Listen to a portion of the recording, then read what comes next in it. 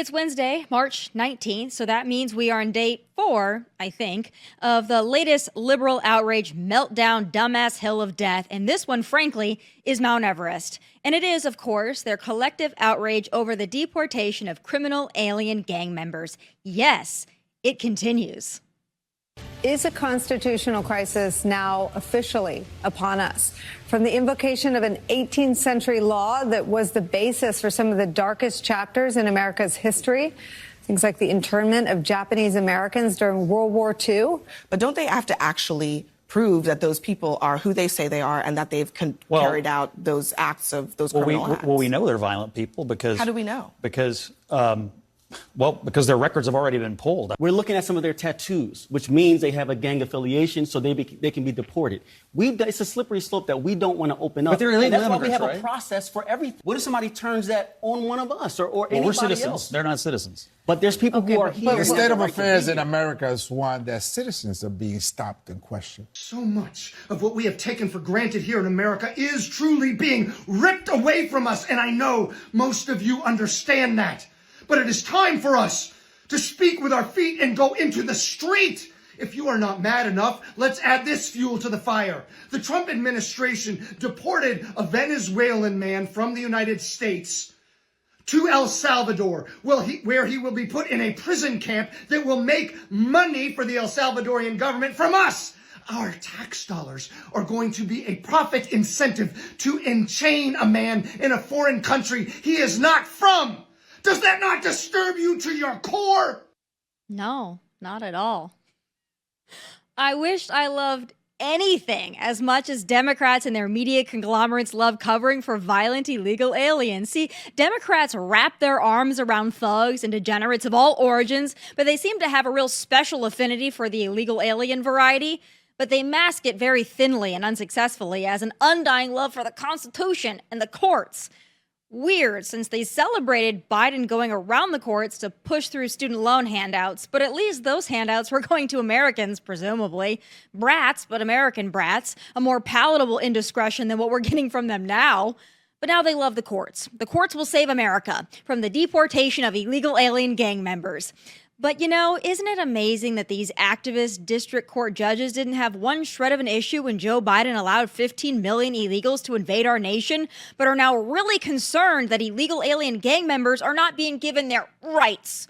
These judges and the Democrats who stand behind them are willing, happily, to sacrifice American citizens at the altar of protecting, again, criminal illegal alien gang members. These midterm ads, they just write themselves, don't they? But you know what I think it is? I think Democrats just worked so hard to flood our country with millions of illegal aliens. They're butthurt that their hard work and long-term aspirations of adding millions of future voters will be dismantled. They do not give one crap, not one, about the American people. Joining me now to discuss that and so much more is American Majority founder and CEO and author and executive producer of American Leviathan, Ned Ryun, who I was just on with Fox Business last night discussing what we're going to also discuss today, that wonderful spacecraft landing. But I want to start with the illegal aliens, Ned, because, Democrats are picking some really stupid fights, but watching them on a nightly basis go on these cable news networks and cry about the gang members being deported, that might be a new low for them. Tomi, watching some of those clips that you just showed, it's pretty crazy to me to see the reaction. I think we have a mental health crisis with most people on the left, in which they are coming unglued in defense of violent illegal immigrants. And in some ways, it's Trump's special power. Trump seems to somehow get Democrats and progressives to actually try and defend the indefensible. I would argue that most normal human beings, of which the left is not part of that crowd, would look at this and go, these violent illegal aliens should not be here. They should never have been allowed in the first place. They should be deported immediately. And I would argue that Biden and his administration doing this willfully and intentionally, deeply immoral leadership bordering on, I think, undermining in a very intentional way our way of life. And our country as a whole, and of course, the rule of law. So I think what you're seeing, too, with these judges attempting to undermine the duly elected president of the United States, that's the real constitutional crisis. despite what Nicole Wallace and her crazy thinking might lead you to believe, the real constitutional crisis is the unelected federal judiciary trying to undermine the duly elected head of the Article 2 executive branch in what are his constitutional rights to do in regards to foreign policy and quite frankly, a lot of domestic policy as well. So that's the real constitutional crisis. And I hope the Trump White House, I hope the DOJ, I hope Republican members of Congress are looking at this, realizing we're going to actually have to push back very hard in a real way, or this could potentially derail a lot of the great things that Trump was elected to do. You know, there's part of this, it's the legal part, which I am no constitutional law professional, so that's that. But then there's just the strategic part of it. And, you know, if the shoe was on the other foot here and Republicans were standing up for something that was so freaking stupid, that was just so obviously stupid and out of step with where most Americans are, I would think that somebody would rein them in and just say, like, stop doing this because it doesn't look good. But they think they can hide behind the whole thing of like, we love the Constitution and we love the courts and we believe in the rule of law to protect people who have no right to be here. I mean, strategically, Ned, who's advising these people? I know that you know people that work for consulting firms on the Democrat Republican side. DC is filled with them. Who was advising them that this is the right battle to fight? Well, I think the bigger question, Tommy, is who's actually really in charge of the Democratic Party. And what you're seeing is perhaps the last vestiges of the old school Democratic Party being sucked into that black hole of the nihilistic progressive leftists who are really running the party. And I think they are finding themselves powerless to fight and push back in a meaningful way what progressives really, really want. And this clearly with illegal immigration is something that the progressive left has wanted for some time, and it went on steroids with Biden. So I think the overall dynamic is if there are any rational people left inside the Democratic Party, and I think that's something worthy of conversation because I don't think there really are, even if there were, I think they have found themselves powerless to fight against the progressive leftists who have hollowed out the Democratic Party from within and are the real power inside that party now. And they're deeply irrational. They are deeply unconstitutional, Tommy. I mean, when they try and wrap themselves in the Constitution, I would argue for the last century plus, the progressive left wanted nothing to do with the original intent of the Constitution as written by our founders. They wanted nothing to do with anything that our republic actually stood for. So it's pretty ironic in my mind, having done a lot of research, obviously done a documentary on this, that the progressive left would try and wrap themselves in the Constitution and rule of law. I'm pretty sure if it walked in and slapped them in the face, they wouldn't recognize it.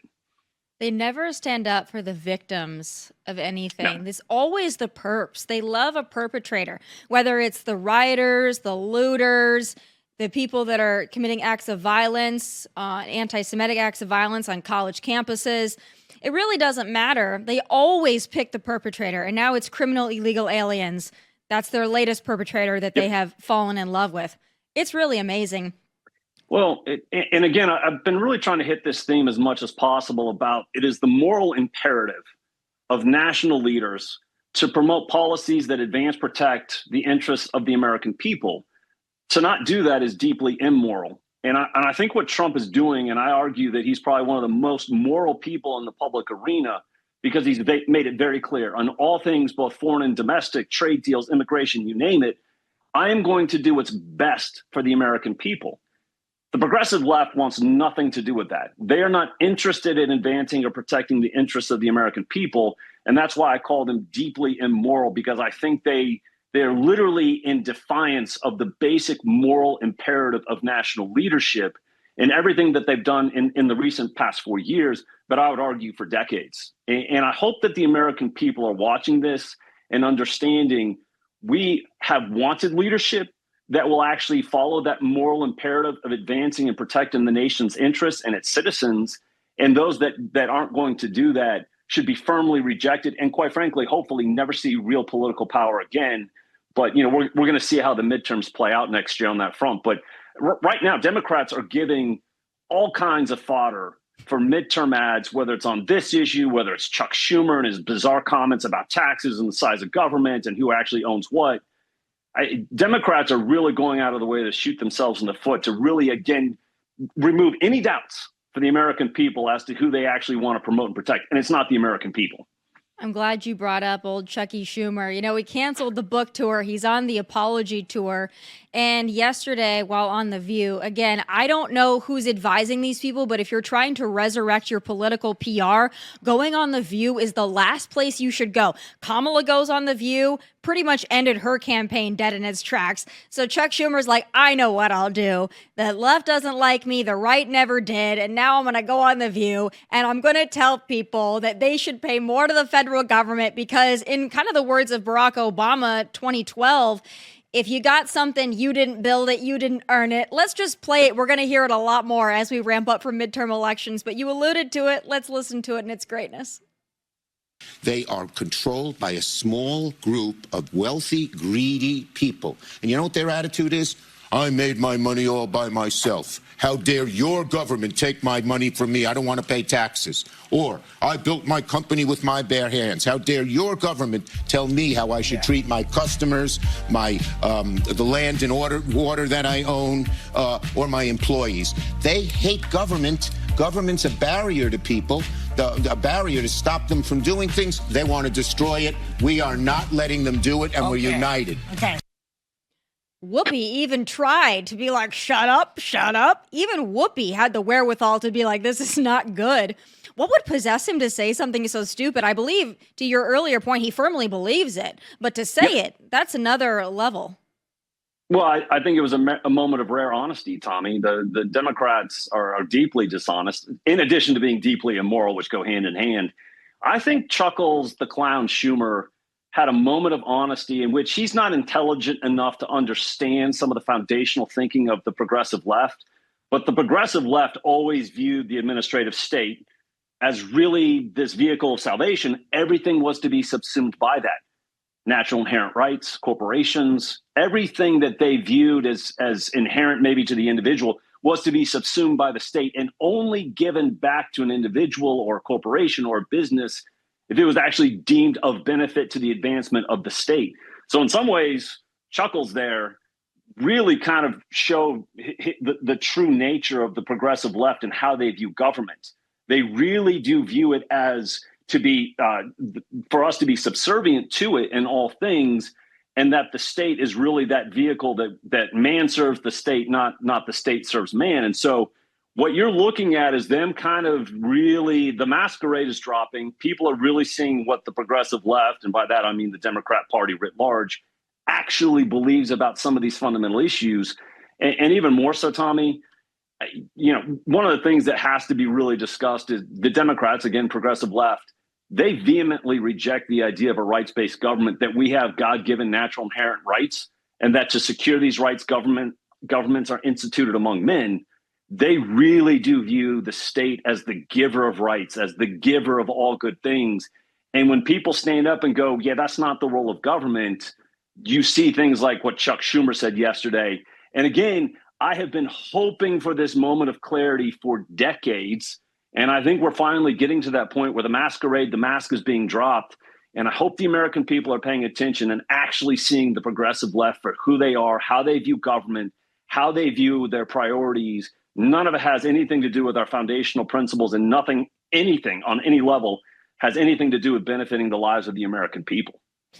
I think they realized that they lost the working class in this past election. So in their twisted little minds, the way to get the working class back is to just say that the rich and the wealthy are the enemy. People that have built something, those are the enemy. Whereas I believe the conservative movement, the MAGA movement, the Republican movement is saying we want everybody to prosper. We want everybody to make more, build more, have more. Yep. And the left is like, we just want to take from people who have built something and then disperse it the way we see fit, and also send a lot of it to other countries, and then also subsidize illegal aliens, and then you can have the leftovers and you get your check in the mail. I mean, that really is how low they think of the working class, that they will be, I guess, lured in by these promises of free things or the disbursement of somebody else's wealth. And you can see that too with them calling for the vandalism of Tesla. You know, we've got the footage of it from Vegas. It's just deeply disturbing. And you see Tim Walz walking around on a stage the other day saying, oh, look, the Tesla stock is dropping. This is a moment of celebration. I mean, they really will not be happy until America is in flames. Even more so. I mean, obviously, Trump derangement syndrome is a very real thing. It's an incurable disease. I'm realizing there's the Elon Musk derangement syndrome, also apparently incurable, in which someone that used to be a hero of the left, Tommy, this is the crazy part to me. Not too long ago, Elon was really almost in some ways a poster child of the Democratic Party, right? The electric vehicles, all these different things. And now he is public enemy number one for them. And because he had the temerity to say, I think we should have a common sense approach to government. I think we should go look at the waste, fraud, and abuse, which, by the way, Tommy, that's the poisonous fruit of the poisonous tree of the administrative state. And I think that's dawning on Elon. But all Elon and even Donald Trump are proposing to the American people is a common sense approach to maybe we should have a look at what's going on inside the government. Maybe we should have a look at what's going on with all of the American taxpayer dollars. Where are these hundreds of billions, I would argue trillions, going?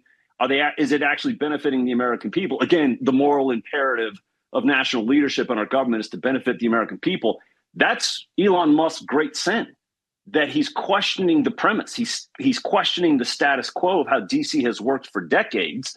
And the left is realizing if Elon Musk continues down this path, he's going to knock out some of the pillars and foundation, I think, of the left's movement writ large, and it terrifies them. And that's why I don't think this is going to dial back anytime soon. By the way, Tommy, I think they view Donald Trump and Elon Musk as existential threats to their power, to their way of life, and what they want to achieve. And they realize if they do succeed in that, if Elon Musk and Donald Trump succeed in really devolving the administrative state and deconstructing it, it calls into question the future of the left here in America.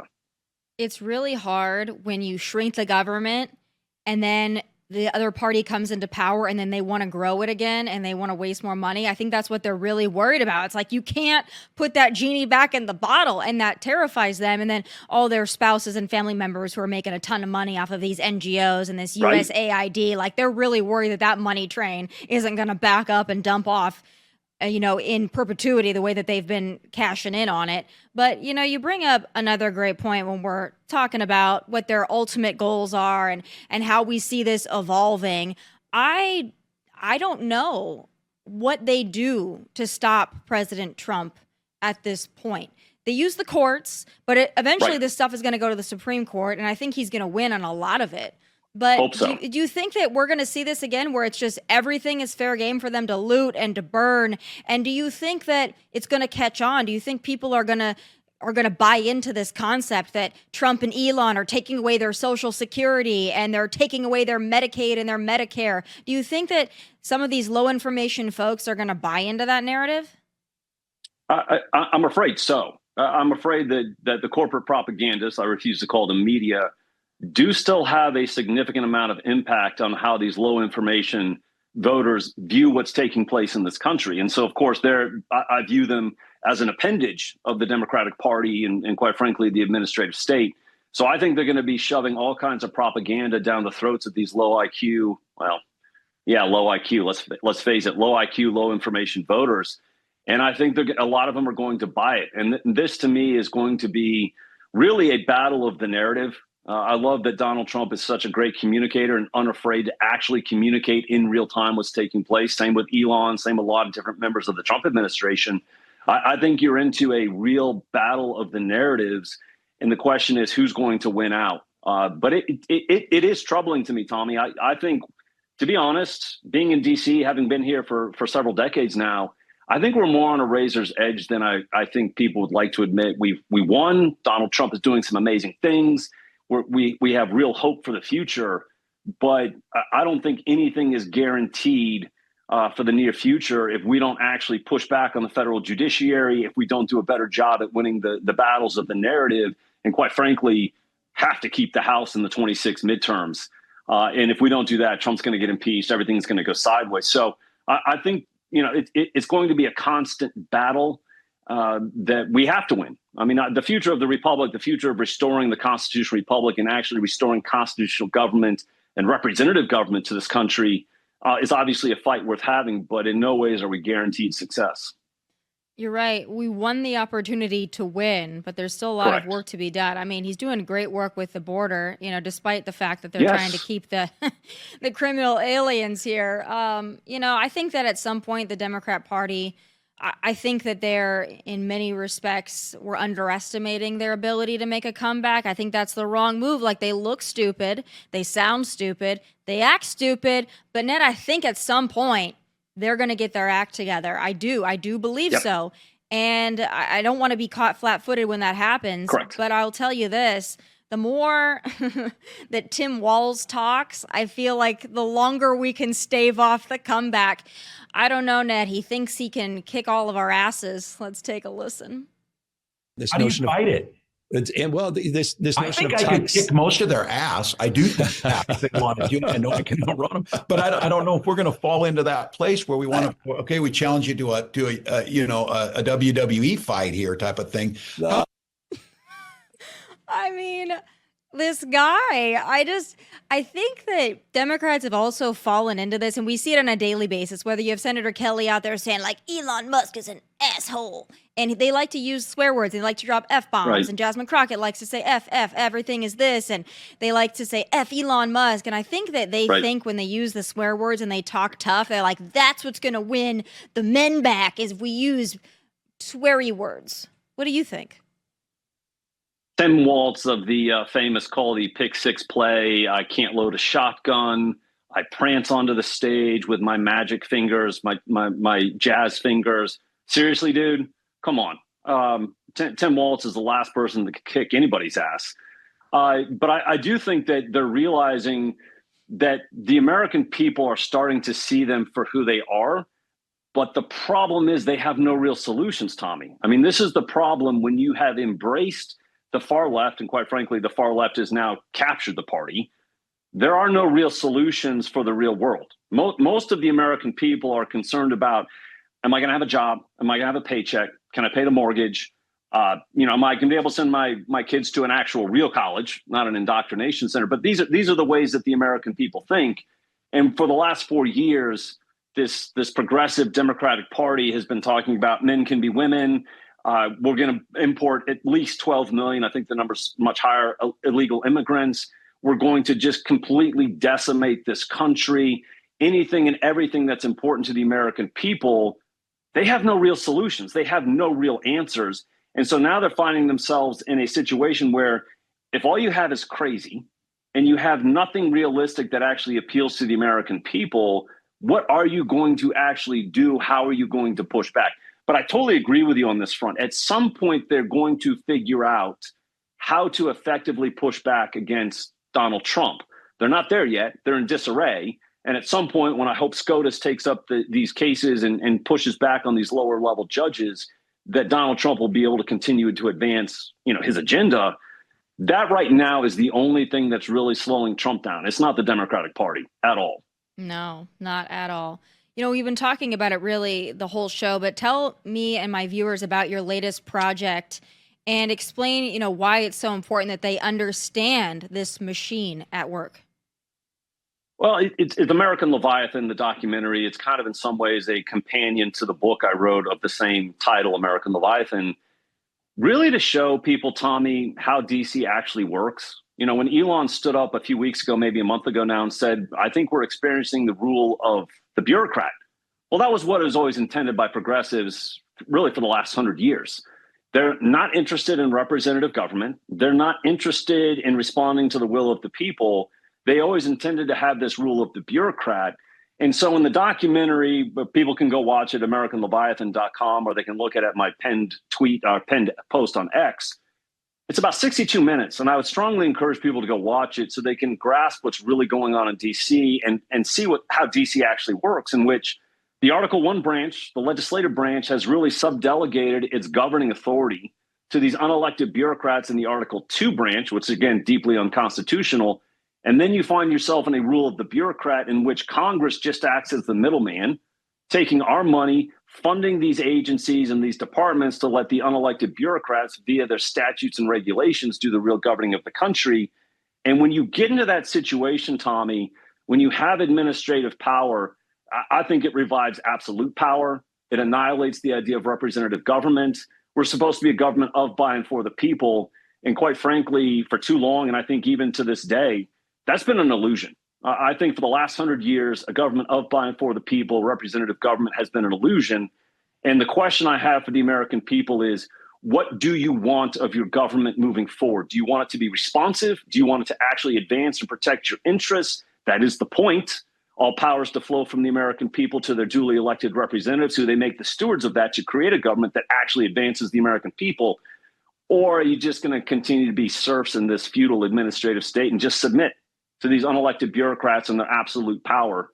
And so that's really one of the reasons I wanted to write the book and then do the documentary, to help people reach a moment of clarity and say, we have a singular moment. Donald Trump has the political and moral courage to take on this deeply unconstitutional form of government. And the question is, will the American people support him in that? Because the American people have a very important role to play in this.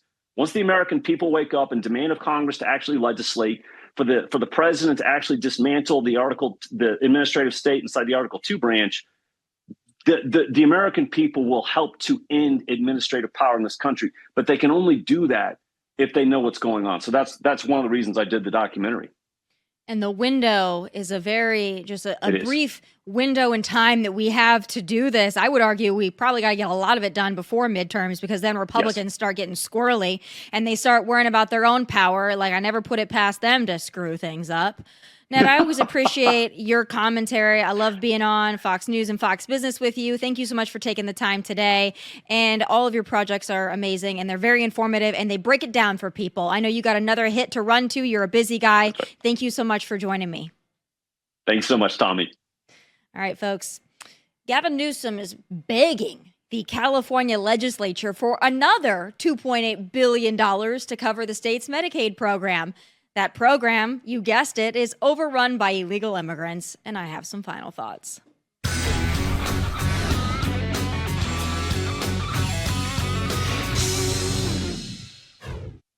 So as you know, slick-talking snake Gavin Newsom is a podcaster now, but sadly for him and the good people of California, he is still the current governor.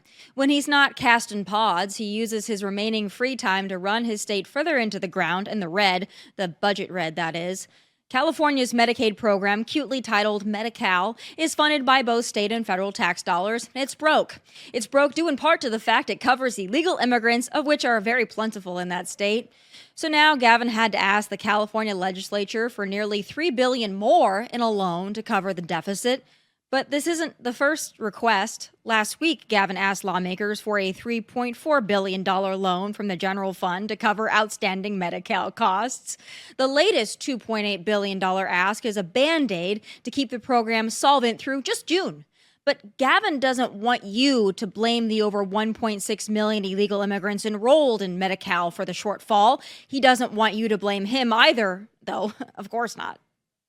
For decades, California and many other states, in fact, every state provides maternal care, regardless of pre-existing conditions, ability to pay, and immigration status. Many states have advanced supports. California is among the most comprehensive.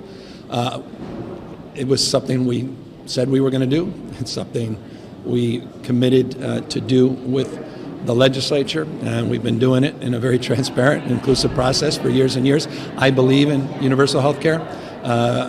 Been consistent going back to my days as mayor. We're the first city in the country to advance it, and it's just a core principle. Newsom's latest budget proposal projects that California will spend $8.4 billion to cover illegal immigrants in Medi-Cal for 2024 to 2025, followed by $7.4 billion in 2025 to 2026. But given the state is currently over $6.2 billion over budget as it stands, something tells me those projections are also a bit off. I guess Gavin didn't anticipate nearly 2 million illegal immigrants ages 26 to 49 would take advantage of his healthcare offer. Go figure.